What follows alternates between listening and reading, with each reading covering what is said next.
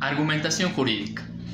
Bien, dentro del presente video explicaré aspectos relevantes de lo que mencioné. En primer plano, tenemos el derecho y la argumentación, mientras en el segundo se abordará acerca de la argumentación como tal en la práctica del derecho. Bien, para esto primero quiero iniciar mencionando qué es derecho. Derecho es el conjunto de normas enunciados que tienen como la finalidad regular la conducta del ser humano para obtener la tan anhelada paz social. Varios doctrinarios aseveran que se necesita imperativamente de la interpretación hermenéutica de las normas para aplicar el derecho como tal dentro de la sociedad, de lo cual también otros afirman que a partir de esta aplicación se obtienen vacíos legales que tienen que ser resueltos por los mecanismos legales pertinentes. Bien, tenemos que norma jurídica se subroga en dos modelos claramente resaltados por varios doctrinarios que del mundo actual tienen, como lo es el constitucionalista Carbonell, Manuel Atienza, entre otros más. Bien, ¿qué es principio y qué regla? Principio es básicamente el medio de optimización para interpretar la consecuencia jurídica y que sirve de base para el ordenamiento jurídico. Mientras regla, según Robert Alexis, es un mandato definitivo que ya se encuentra preestablecido la consecuencia jurídica. Por ejemplo, cuando X persona va por encima de los 100 kilómetros claramente conduciendo un vehículo, está violando una regla. Por otro lado, un ejemplo de ponderación es cuando hay la colisión de dos principios, X principios de igual jerarquía, que se presta para un ejercicio de ponderación en el que el juez tiene que prever cuál es el principio de mayor favorabilidad al ejercicio de los derechos de los ciudadanos y fallar al favor de quien le favorezca más. Bien, dando por terminado esto, en principios se analiza y más precisamente se argumenta a través de la ponderación, mientras que en las reglas se argumenta a través de la subsunción. Bien, ahora el auge de la argumentación dentro de los estados constitucionales de derecho. A través de la nueva corriente del constitucionalismo en el Ecuador, tomó una relevancia mayor la argumentación, ya que en los sistemas jurídicos, como es el Ecuador del neoconstitucionalismo, se refiere a la argumentación como un mecanismo de carácter relevante para las actuaciones jurisdiccionales. La argumentación en el Ecuador está en pleno auge, ya que cada abogado debe desarrollar habilidades de argumentación con el fin de interactuar eficazmente y ofrecer así una mejor y una eficaz defensa técnica a sus clientes. Básicamente, la mayor cantidad de actos se realiza a través de argumentos. Los argumentos se pueden realizar de una manera verbal o escrita. Con preferencia en el ejercicio de la profesión suelen ser más verbales. Sin embargo, todo abogado imperativamente debe tener estas habilidades de convencer, de manejar argumentos de tal manera que pueda convencer de la inocencia, de la culpabilidad.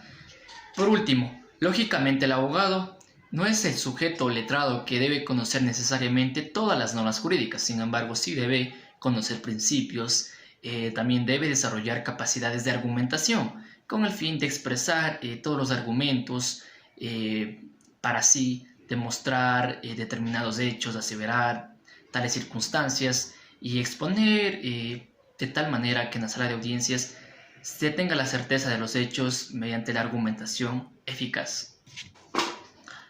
Bien, en cuanto a la teoría de la argumentación, han existido varios autores que han expuesto sus consideraciones a partir de los años 50 del siglo pasado hasta la fecha.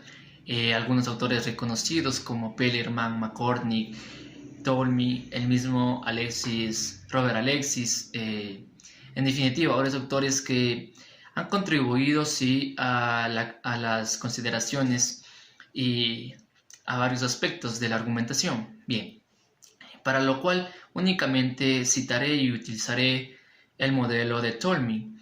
Bien, básicamente Tolmi definió en 6 aspectos y vinculados a un caso en concreto para explicar su teoría de la argumentación.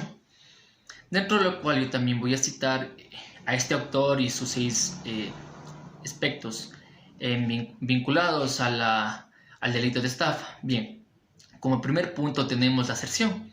La aserción básicamente es donde va la teoría del caso o equipar al fundamento fáctico. En definitiva, si hablamos de estafa, iría la teoría del caso relacionado a los hechos que ocurrieron para que hay aspectos constitutivos de este tipo penal, como lo es la simulación de hechos falsos para generar un perjuicio a una víctima, etcétera, de opciones, mientras que en la evidencia es el segundo aspecto que Tolmin mencionó, en el que la evidencia básicamente están los medios probatorios. Los 3 tipos de medios probatorios: pericial, documental, testimonial, que tiene que reunir las finalidades de las pruebas, como lo es pertinente, útil y conducente. En este caso de estafa podría ser una evidencia, el dinero que se ha utilizado, que ha sido perjudicial, que se ha perjudicado a la víctima, entre otros. Bien, en tercer punto tenemos la garantía. La garantía es lo expreso en las normas, lo que se tiene como fundamento de derecho, para lo cual se citará el artículo del COIF, etcétera, de opciones dentro del delito de estafa, si hablamos. El siguiente punto es el respaldo. El respaldo básicamente se aborda también las fuentes del derecho dentro de este aspecto, como lo es la doctrina, la jurisprudencia, si existe una jurisprudencia que pueda ayudar a la resolución del caso para que no exista alguna duda probatoria, etcétera, que se tenga certeza de eso, o también que se pueda tomar en consideración el precedente jurisdiccional. Bien, ahora también el siguiente aspecto, es la reserva. En este punto, Tolmin menciona que puede existir mecanismos que la contraparte puede traer a colación dentro de la sala de audiencias en determinado proceso, para con ello desvirtuar los argumentos o desvirtuar los hechos que han sido fundados por la parte actora o en sí por fiscalía. Por ejemplo, en la reserva, en el delito de estafa, el abogado defensor puede alegar que no existe el nexo causal. Un simple ejemplo: no existe el nexo causal entre la víctima y el hecho punible. Y por último, Tolmin menciona el factor 6, es el cualificador modal, en el que se refiere que es el grado de probabilidad que existe en la teoría del caso. Básicamente, la fuerza que tiene los argumentos habidos dentro del fundamento fáctico de la teoría del caso. Definitivamente, los elementos propuestos por Tolmin contribuyen mucho, sí, a la resolución de un caso, y por supuesto contribuyen mucho a la argumentación jurídica de un profesional litigante, que puede mejorar mucho el grado de sus argumentos en la exposición de sus argumentos y en la elección de sus argumentos. Para dar por terminado este primer plano, se establece que existe un ejercicio de ponderación y un ejercicio de sunción que, dada la naturaleza de cada uno de estos aspectos, se tiene que argumentar de distinta manera. Bien, en cuanto a un abogado, no tiene que aprender al tenor de la norma que expresa dicho cuerpo normativo o dicha norma en sí, pero sí debe razonar e interpretar hermenéuticamente las normas. Por último, la argumentación contribuye sí a mejorar la práctica de la argumentación jurídica ya en el ejercicio de la profesión. Bien, ahora en segundo plano tenemos qué es argumentar. Bien, básicamente argumentar de manera general significa expresar razonamientos en base a experiencias, en base a citas de autores, en base a costumbres, etcétera, de circunstancias, con el fin de dar a conocer la realidad de un hecho para convencer al auditorio o a determinado sujeto. Entonces, si una persona expresa silogismos jurídicos, expresa enunciados que contenga un fundamento fáctico en simultáneo con un fundamento de derecho, y también a través de medios probatorios que consolide un argumento de jerarquía. Realmente estamos hablando de argumentos, ya que definitivamente argumento significa dar razones en función de determinada materia para asegurar o aseverar tal acto o tal hecho, y así llevar al juez al convencimiento de los hechos o en sí al auditorio mismo. Por ejemplo, en un debate de una pena de muerte, tal preponente o oponente relata sus argumentos para defender su postura y convencer inclusive al contrincante que los argumentos que expuso determinado sujeto está por encima y se prefiere a los argumentos de la contraparte, y así generar una persuasión que lógicamente es una de las finalidades de la argumentación. Ahora bien, hay distintos autores y distintas concepciones que se refieren a argumentación, como por ejemplo los lógicos manifiestan que argumentar significa expresar las premisas y una conclusión para dar a conocer qué inferencia se obtuvo a partir de ese análisis, y así demostrar qué viabilidad tienen los argumentos. Y definitivamente ellos consideran que a través de estos silogismos jurídicos se puede llegar a la resolución de casos, que precisamente es una de las funciones de la argumentación que sostienen esta parte de filósofos.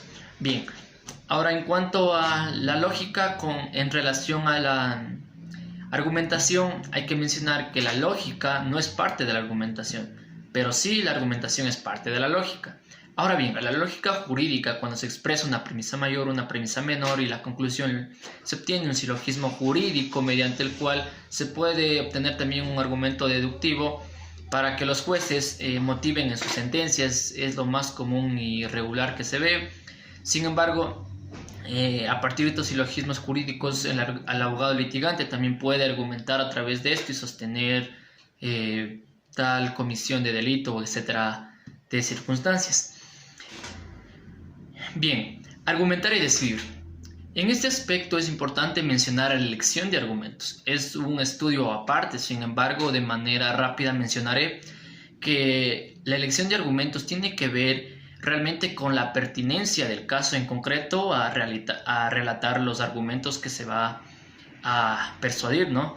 Sin embargo, yo he considerado tres aspectos fundamentales y de manera general varios tratadistas mencionan igual. Por ejemplo, la elección de argumentos tiene que tener, más allá de pertinencia, tiene que estar relacionado con el argumento fáctico, con el fundamento fáctico, con el fundamento de derecho y en sí con los medios probatorios. Una vez perfeccionado con estos tres factores, es viable la selección de argumentos, en vista que se vuelve con mayor solidez dicho argumento. Por ejemplo, en materia de alimentos, conforme desprende la partida de nacimiento, se justifica que Juan C. aceptó la paternidad de manera voluntaria, por lo cual dio el apellido a su hijo, a Pablo C., en el que se manifiesta la voluntad de aceptar como hijo a tal niño.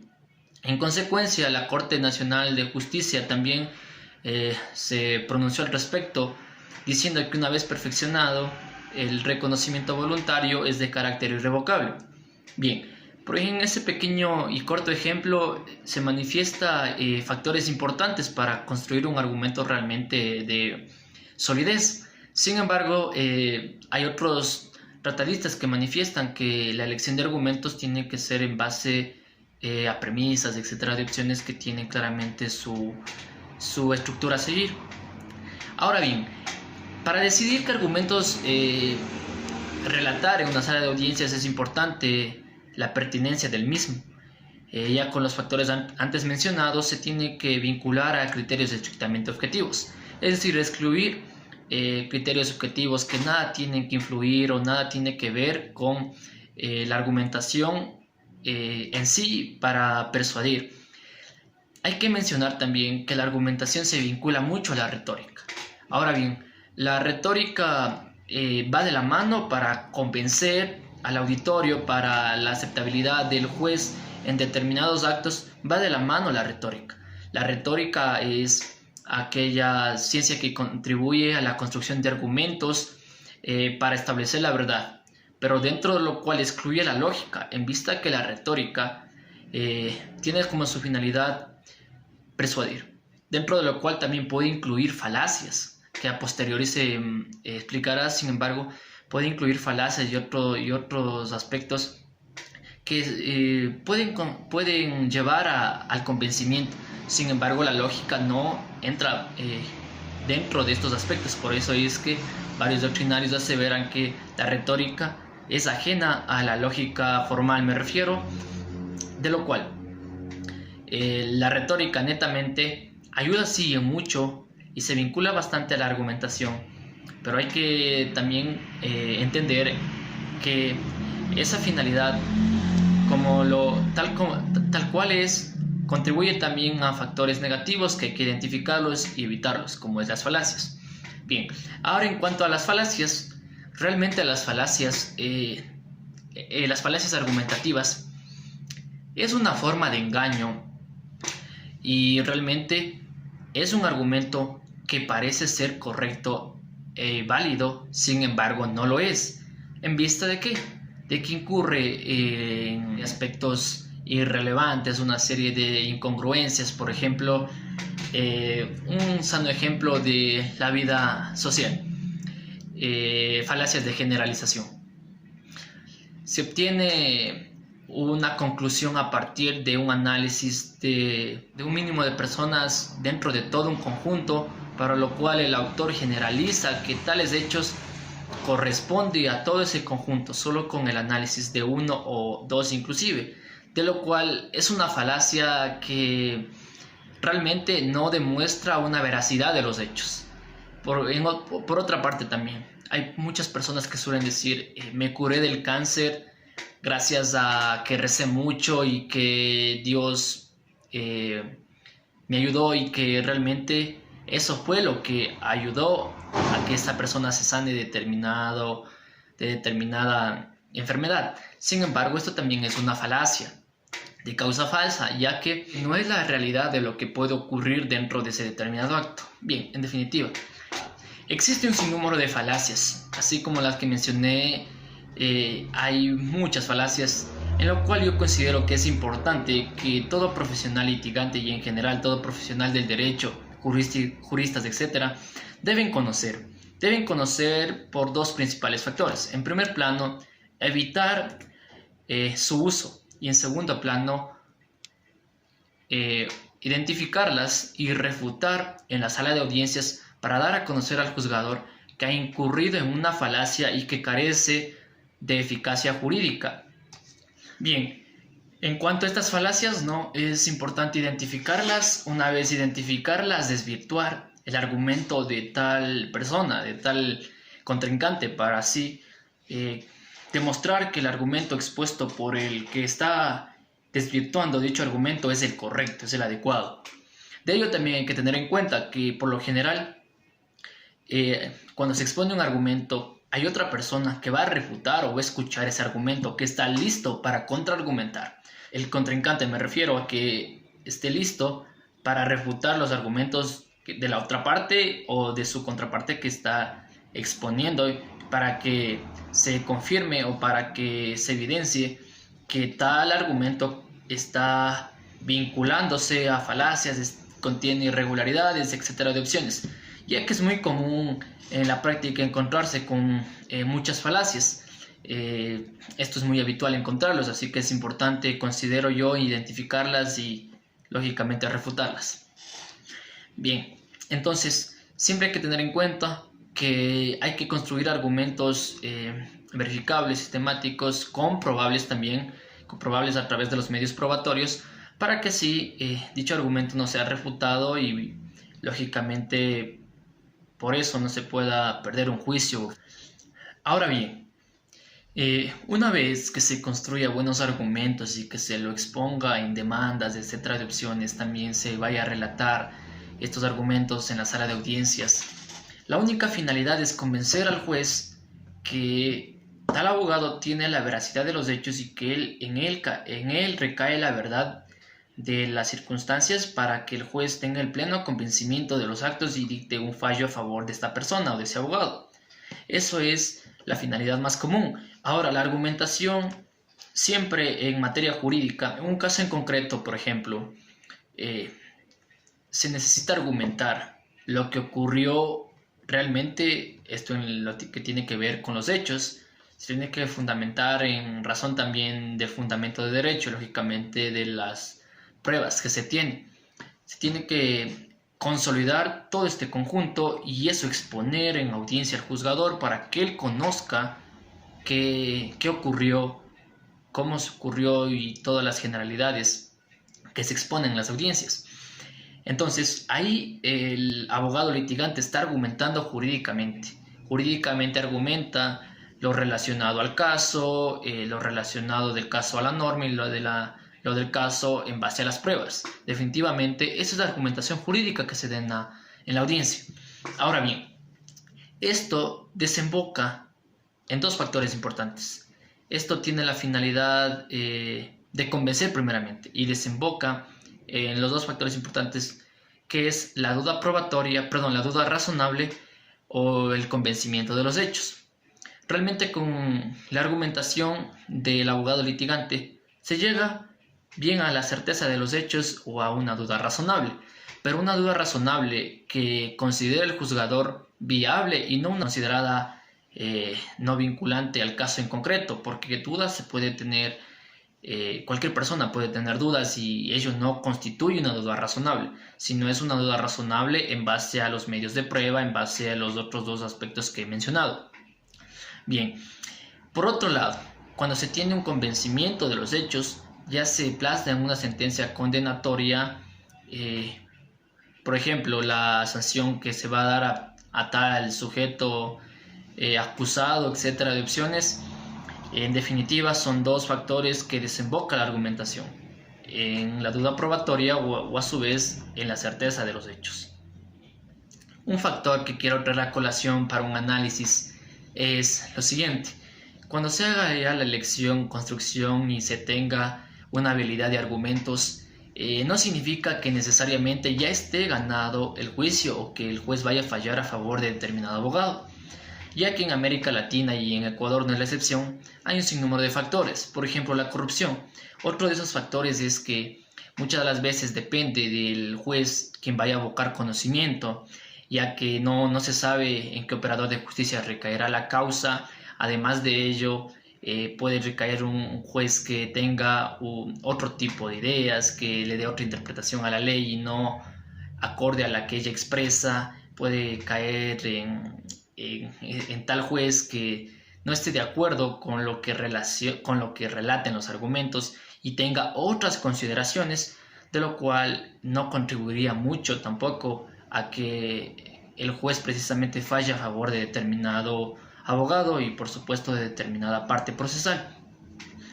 Y otro de los factores también es la serie de artimañas que a veces los abogados recurren para dilatar los procesos. Por ejemplo, la norma misma establece en casos de fuerza mayor o caso fortuito que es un ejemplo muy común dilatar diligencias o audiencias por enfermedad, etcétera, de opciones que la ley misma la prescribe. Por último, en cuanto a las concepciones de la argumentación, tenemos tres: formal, pragmática y material. Bien, en cuanto a la primera, concepción formal, esto nos dice que considera el argumento como aquella inferencia lógica o encadenamiento de proposiciones que tiene como fin realizar inferencias y razonamientos lógicos. La concepción material nos dice que busca la justificación interna o externa de los hechos y que básicamente se basa en estos hechos para demostrar si tales enunciados son verdaderos o correctos. Mientras que la pragmática nos manifiesta que es un tipo de actos de lenguaje que resulta complejos en su expresión de premisas y conclusiones. Bien, por último, para terminar este segundo plano, quiero recalcar que La evaluación de los argumentos lo hace el juez en una sala de audiencias, ya que él es el director conforme lo establecen nuestras normas vigentes, o a su vez también puede ser las autoridades encargadas de calificar el debate, por ejemplo, o en definitiva aquellos que estén encargados de manejar y dictaminar el ganador de cualquier debate. Bien, entonces la evaluación de estos argumentos se lo hace básicamente a través de 3 factores: argumentos válidos o inválidos, argumentos sólidos o argumentos poco sólidos, y por último argumentos persuasivos.